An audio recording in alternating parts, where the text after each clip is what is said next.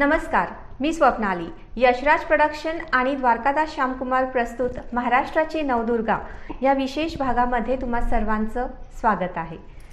पुरस्कार समाज बांधणीचं काम करणाऱ्या, चाकोरी बाहेर काम करून आपली वेगळी ओळख निर्माण करणाऱ्या स्त्रियांचा गौरव म्हणजेच महाराष्ट्राची नवदुर्गा सन्मान. गेल्या 4 वर्षापासून हा स्त्री शक्तीचा जागर अविरतपणे सुरू आहे. आपण पाहूया हा संपूर्ण सोहळा. जाणून घ्या कोण आहेत या वर्षीच्या महाराष्ट्राच्या नवदुर्गा पुरस्काराच्या मानकरी आणि काय आहे त्यांचं सामाजिक कार्य. सेवानिवृत्त शिक्षिका, प्रसिद्ध लेखिका आणि सामाजिक कार्यकर्त्या म्हणूनच नावलौकिक मिळवलेल्या सौ शैलजा धामणकर निंबाळकर यांचं महाराष्ट्राची नवदुर्गा म्हणून सन्मान होत आहे. त्यांचं यशराज प्रोडक्शन आणि महाराष्ट्राचं वस्त्रवैभव द्वारकादास श्यामकुमार यांच्या वतीने स्टुडिओमध्ये स्वागत आहे. नमस्कार. तुम्हाला मॅडम पहिला प्रश्न मला असा विचारायचा आहे की तुम्ही शिक्षिका होता.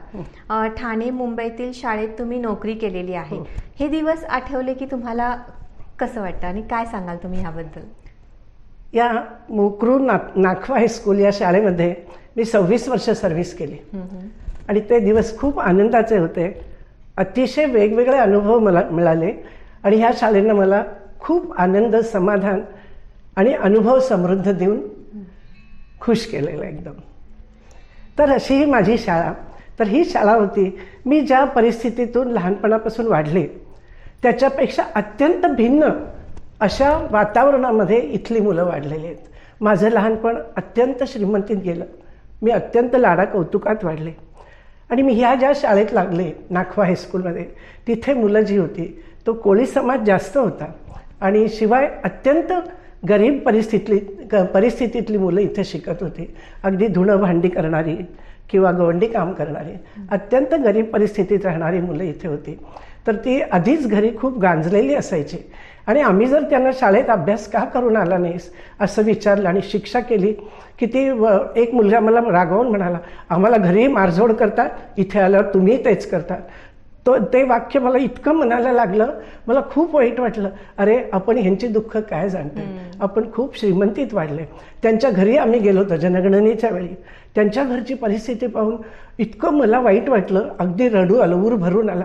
घरी एकच कशी तरी छोटीशी खोली, त्यात एक कॉट, तिथेच एक स्वयंपाकाचं टेबल आणि गुडघाभर पाणी त्या खोलीत, पावसाळ्यात नव्हे कायम असंच. आणि अशा परिस्थितीत ते 8-10 माणसं राहायचे. तर ती कशी राहत असतील, तर त्यांना केवढं दुःख आहे. आई वडील दोघेही कामाला जाणार आणि मुलांच्याकडे बघायला कोणाला वेळ नाही.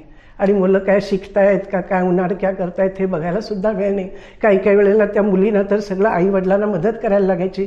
त्या स्वतः लहान असून सुद्धा त्यांच्यापेक्षा छोटी छोटी भावंडं होती, त्यांना सांभाळावं लागायचं. त्यामुळे त्यांना शाळेत सुद्धा येता यायचं नाही. आणि आली तरी अभ्यास गृहपाठ केला का वगैरे काय विचारणार. त्यांना विचारलं तरी त्यांना फार वाईट वाटायचं. त्यामुळे आम्हाला वेळच नाही. आणि मग आपण जर शिक्षा केली, एखादा धपाटा घातला तर त्यांना फार वाईट वाटायचं. जेव्हा एक मुलगा म्हणाला की आम्ही घरी मारझोड आम्हाला करतात आणि तुम्ही सुद्धा इथे, मग मला वाईट वाटलं की ही मुलं काय शिकणार. यांना नुसती शिस्त लावून चालणार नाही आहे, शिक्षा करून चालणार नाही आहे. तर त्यांना अत्यंत प्रेमानं शिकवलं पाहिजे. या मुलांना शिकवणं हे खूप मोठं आव्हान आहे. श्रीमंत वस्तीतल्या किंवा घरी सुधारक असणाऱ्या आई वडिलांच्याकडे शिकणारी मुलं, त्यांची परिस्थिती वेगळी आणि यांच्याकडे कुणाचंच लक्ष नाही. तर अशा मुलांना आम्ही शिकवणं हे फार मोठं आव्हान आहे. आणि यांना नुसतं शिक्षा करून चालणार नाही, अत्यंत प्रेमानं, आपुलकीनं, मायेनं शिकवलं पाहिजे. मग मला जेव्हा हे जाणवलं तेव्हा मी अत्यंत तळमळीनं त्यांना शिकवलं.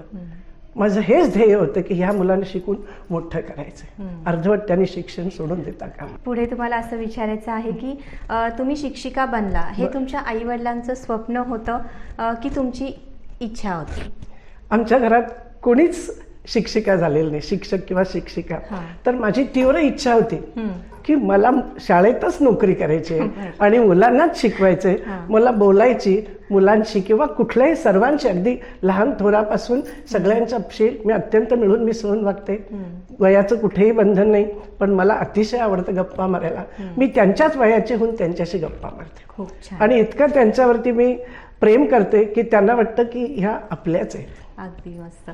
त्याचबरोबर तुम्ही लेखिका पण आहात, तर कशा पद्धतीचे लेख तुम्ही प्रसारित करता आणि कोणकोणत्या माध्यमात ते प्रसारित होतात? ओके. तर मी आतापर्यंत कोल्हापूरच्या महाराष्ट्र टाइम्समध्ये 30 लेख लिहिलेले आहेत वा, खूप आणि छान. तरुण भारतमध्ये जवळजवळ 15 लेख माझे प्रसिद्ध झाले. बरं. तर हे जे मी लिहिते आफ्टर रिटायरमेंट, तर माझ्या लहानपणी मला कधी निबंध लिहायला वगैरे काही आवडायचं नाही, पण हे कसं स्फुरलं मलाही माहिती नाही. एकदाच आम्ही चारधाम यात्रेला गेलो होतो. त्या केदारनाथाला जाताना मला जाताना खूप अडचणी आल्या, मला त्रास व्हायला लागला घोड्यावर बसायचा, म्हणून मी कुठेतरी खाली उतरले आणि माझ्याबरोबर माझे पती होते, ते पुढे गेले. त्यांना म्हटलं तुम्ही संध्याकाळी आम्ही इथेच बसते. मग एका कॅन्टीनमध्ये मी थांबले होते. मग त्यांना मला वाटलं की 11 वाजल्यापासून संध्याकाळी 5 पर्यंत मी काय करणार. मग विचार केला, म्हटलं हा जो अनुभव आहे हाच आपण लिहूया. आणि मग तिथे लेख लिहिला. फक्त पेन माझ्याकडे होतं, कागद नाही, काही नाही. म्हटलं आता इथे कुणाला विचारू, केदारनाथला जाताना. मग त्या कॅन्टीन मॅनेजरला विचारलं, म्हटलं विचारून तर शिक्षिका असल्यामुळे धीटपणा होता, विचारून बघू, फार तर नाही म्हणेल. त्यांना म्हटलं असं असं मला लिहायचं आहे माझे अनुभव, तर माझ्याजवळ कागद नाही. म्हटलं काय करू.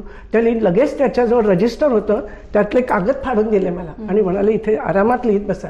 म्हटलं सारखे पैसे हे येत आहेत खायला प्यायला लोक खानावळीत, तर मी इथे कशी बस, तुम्ही काळजी करू नका, तुम्हाला वेगळीकडे जागा देतो, हे टेबल ही खुर्ची इथे बसून लिहा. आणि तिथून जो पहिला लेख लिहिला केदारनाथाचा, की चारधाम यात्रेतले अनुभव, आणि त्या अनुभवाने जी मी पुढे आले त्या केदारनाथाची कृपा आहे, त्यांनी माझ्यामध्ये हे स्फुरलं. त्यानंतर मला तुम्हाला असं विचारायचं आहे की तुम्ही एक लेखिका म्हणून सगळ्यांच्या समोर आला, तर आयुष्य कसं जगलं पाहिजे याबद्दल तुम्ही काय सांगाल? मी जे विचार माझ्या मनात येतील, जो विषय डोळ्यासमोर येईल त्याच्यावर बोलते. मी अगदी पुण्याच्या सवाई गंधर्व जो कार्यक्रम होता, संगीत कार्यक्रम शास्त्रीय संगीताचा, त्याच्यावर लिहिलंय. स्त्री शक्तीचा जागर म्हणून त्याच्यावर लिहिलंय, शास्त्रीय संगीतावर लिहिलंय. परवाच भजनावर मी एक लेख लिहिलेला आहे, शिवाय योगावर लिहिलेला आहे, नवीन वर्षाचा नवसंकल्प. आता अमेरिकेत मी होते तेव्हा नरेंद्र मोदींच्या हस्ते तिथे आंतरराष्ट्रीय योग दिन साजरा झाला, तर त्याची सगळी माहिती लिहिली. आणि गुरुवंदना आपल्याकडे गुरुपौर्णिमा साजरी करतात, तसं अमेरिकेत केलं होतं. अमेरिकेतल्या शिक्षकांना बोलावून तो इतका उत्कृष्ट सोहळा झाला की ते भारावून गेले की ही तुमची भारतीय संस्कृती आहे. मी तिथे मला खूप कौतुक वाटलं की आपल्या भारतीय संस्कृतीचं दर्शन त्यांना आपण दिलं, आणि त्यांना हे माहितीच नाही. त्यांना अगदी भरून आलं, डोळे पाणावले की गुरुजनांचा एवढा सत्कार करता तुम्ही, इतका मान देता. त्यामुळे गुरुवंदना अमेरिकेत अत्यंत उत्कृष्ट कार्यक्रम झालाय आणि अगदी स्पेसिफिक. त्यामुळे तो लेख लिहिला, इतका आवडला लोकांना तो लेख.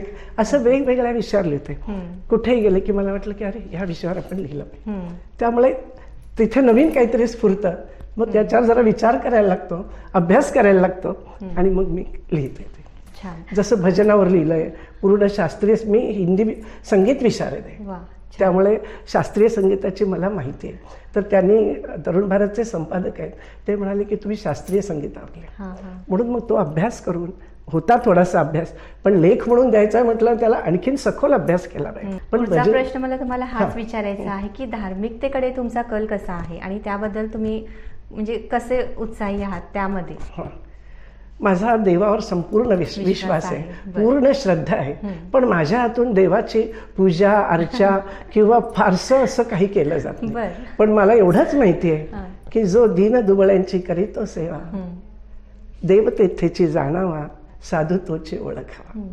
त्यामुळे 2 हस्तक आणि 1 मस्तक जोडून मी अत्यंत भक्तिभावानं परमेश्वराचा धावा करते सकाळी उठल्यावर आणि झोपायच्या वेळेला. बाकी देवाला क्षमा मागते की देवा माझ्या हातून काही होत नाही, तुझी पूजा अर्चा वगैरे नुसते उदबत्ती लावून हळद कुंकू फुलं वाहून करते, पण जास्त काही माझ्या हातून होत नाही, तर मला क्षमा कर, पण माझा सद्भाव जो आहे तो जाणून घे, असं सांगते. आणि कुणाला जेवढी गरिबांना किंवा मदत करता येईल, कुठल्या संस्थेला, आता आम्ही रिटायर झालेलो आहोत, म्हणजे सांपत्तिक दृष्ट्या आम्ही सधन आहोत, आता आम्हाला काय, मग आपला हा जो पैसा आहे हा सत्कारने लागला. त्यामुळे वृद्धाश्रमाला किंवा आणखीन कुठल्या संस्था आहेत, मध्ये शाखेचा एक कार्यक्रम झाला, त्यांना हॉल हवा होता, त्यांच्यासाठी जेवढं देता येईल, जेवढं शक्य आहे तेवढं मी देते.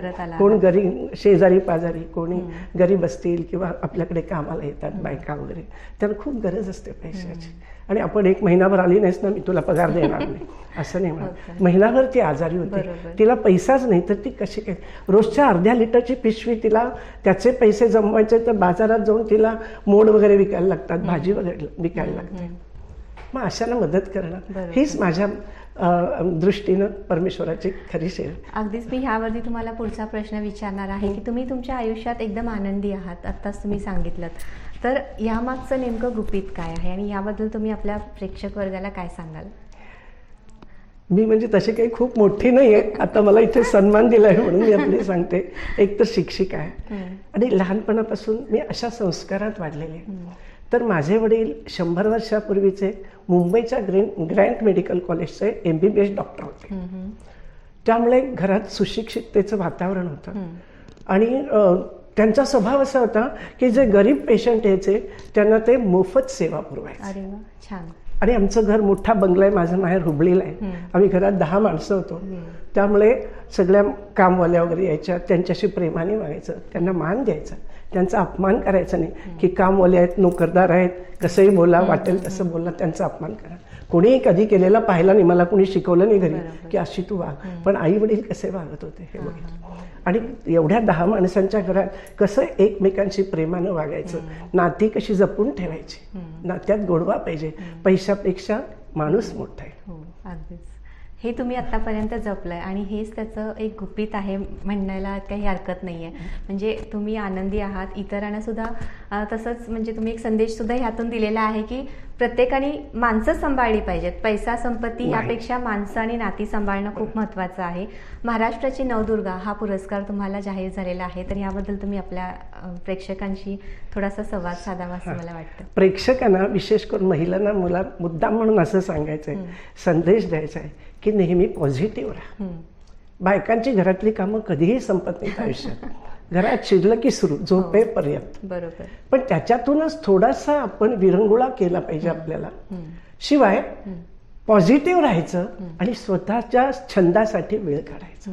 तुमचे जे काही पहिले राहिलेले छंद असतील, थोडा वेळ काढा ना. जर तुम्ही टाइम मॅनेजमेंट केलं, वेळेचं योग्य व्यवस्थापन, तुम्हाला दिवसातला 1 तास तरी हमखास मिळतो, पण तशी तुमची इच्छा हवी. बरोबर. त्यामुळे सकारात्मक विचारसरणी ठेवा. सारखं मला आता वय जसं होईल तसं काहीतरी हे दुखत असतं, ते दुखत, सारखी रडकथा नको. मला असंच होतंय, मला तसंच होतंय, मी काय करू, माझ्याकडनं आता काहीच होत नाही असं म्हणायचं नाही. होत नाही हे कळतं आपल्याला, पण त्याच्यातूनच. आणि तुम्ही जर सारखी रडकथा गायला लागलात तर सारखं काहीतरी होतच राहणार आणि तुमचं लक्ष सारखं तिथेच. त्यामुळे तुम्ही त्याच्याकडे थोडं दुर्लक्ष करा. होत असतं हे खरं आहे, पण त्याच्यातून तुम्ही वेगळ्या गोष्टीत, काही तुम्हाला गायनाचा छंद असेल, लहानपणी गायला मिळालं नसेल, लेखनाचा असेल, चित्र काढण्याचा असेल, असे छंद जोपासना. किती छंद आहेत ते वाट पाहतायत तुमचे. कुठलाही एक तुम्हाला जो आवडेल तो छंद. आणि काहीच नसेल तर शेजाऱ्या पाजाऱ्यांशी गोड बोला. नुसतंच बाहेरच्या कट्ट्यावर बसायचं 4-5 जणींनी आणि नुसत्या कुटाळक्या करत बसायच्या, ह्याची निंदा त्याची निंदा, असं करण्यापेक्षा सगळ्यांनी मिळून उलट काहीतरी ठरवा की एखाद्या चांगल्या पुस्तकाचं वाचन करू किंवा भजनं म्हणू. असं करणारे आहेत महिला, नाही असं नाही, पण जरा प्रमाण कमी आहे. त्यामुळे असं काहीतरी करावी विधायक की जे चांगलं होईल आणि ज्याच्यातून तुम्हाला आनंद मिळेल. हां, खूप छान संदेश तुम्ही आपल्या महिलांना दिलेला आहे. आणि स्वतः आनंदी राहून दुसऱ्यांना आनंदी ठेवणं खूप गरजेचं आहे. यशराज प्रोडक्शन आणि द्वारकादास श्यामकुमार परिवाराकडून आणि माझ्याकडून तुम्हाला तुमच्या भावी वाटचालीसाठी खूप खूप शुभेच्छा.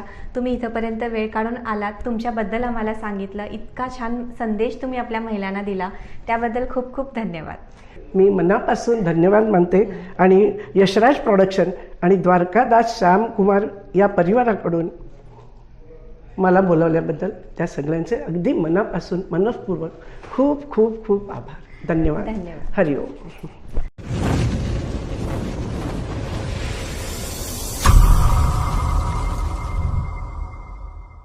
नमस्कार, मी तुमची सोनाली पाटील आणि हे चॅनल आहे स्पीड न्यूज 24. तेव्हा लाईक, कमेंट आणि शेअर करायला विसरू नका. काय कळलं काय? धन्यवाद. घडीवर घडी खुली रेशमाची घडी, अंगभर ऋण सुण मखमाली साडी. घडीवर घडी खुली रेशमाची घडी, देखण्या रूपाची रंग वाढवते गोडी.